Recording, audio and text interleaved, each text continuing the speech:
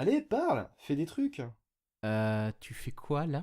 Bah, comme ton nom était sur la batte, je me suis dit que peut-être t'étais l'esprit de la batte en fait. Alors, et de un, c'est totalement téléphoné comme rappel du fil rouge. Et ensuite, une batte qui parle, ce serait con quand même, non? Ouais, c'est pas faux. Ah!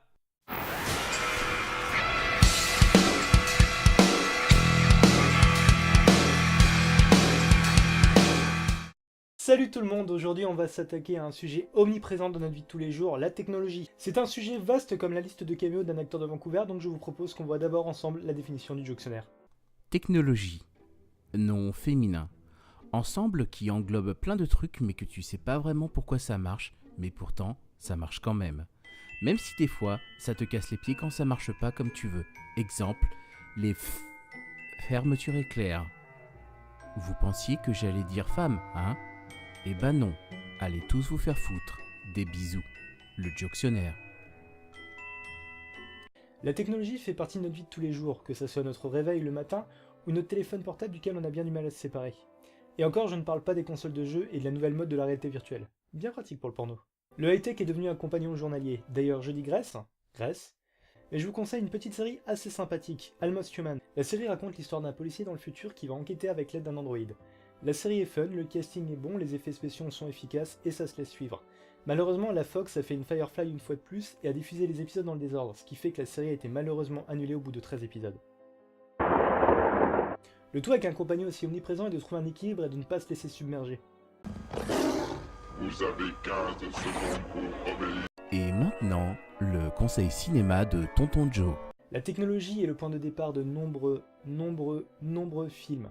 Parmi eux des classiques comme Terminator ou encore Matrix, mais c'est aussi le point de départ de films assez sympas et pas connus comme... Si je vous parle d'un robot à l'apparence humaine pourchassant implacablement sa victime, vous me répondez? Sarah Connor.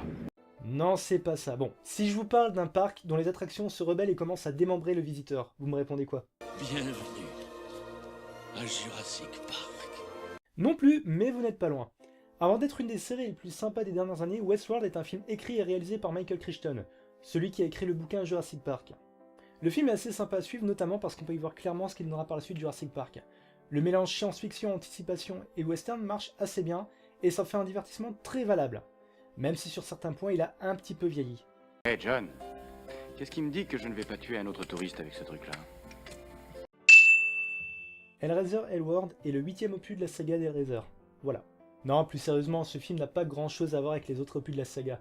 Les Cénobites ayant été rajoutés au dernier moment à un scénario qui traînait depuis quelques temps dans les cartons du producteur. Le film raconte l'histoire d'un groupe d'amis participant à une fête ayant pour thème un Porg, peu de temps après qu'un de leurs amis soit décédé au cours d'une partie qui est mal tournée. Je parle de ce film parce qu'on y croise plusieurs visages qui sont devenus assez connus par la suite, notamment Henry Cavill. En plus, il y a Lance Henriksen, donc ça peut être que bien, non? Et le numéro 1 de ce classement est encore un de ces films sur lequel je suis tombé au cours d'une de mes soirées random devant la télé. Les experts racontent l'histoire de Martin, qui, à l'aide de son équipe, va devoir braquer un logiciel permettant de décrypter n'importe quel code pour le compte de la NSA. Je n'irai pas par quatre chemins, il faut voir ce film.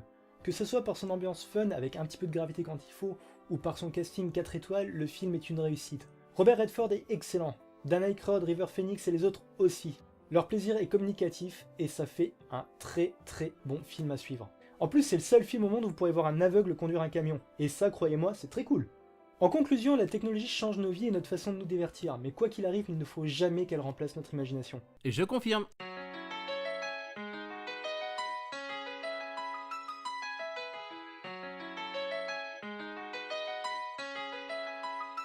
Bienvenue dans la scène après générique mon ami, comme d'habitude je t'invite à t'abonner à la chaîne, à partager, à liker cette vidéo, à me suivre sur les réseaux sociaux, je te dis à dans 2 semaines pour le prochain épisode, et d'ici là,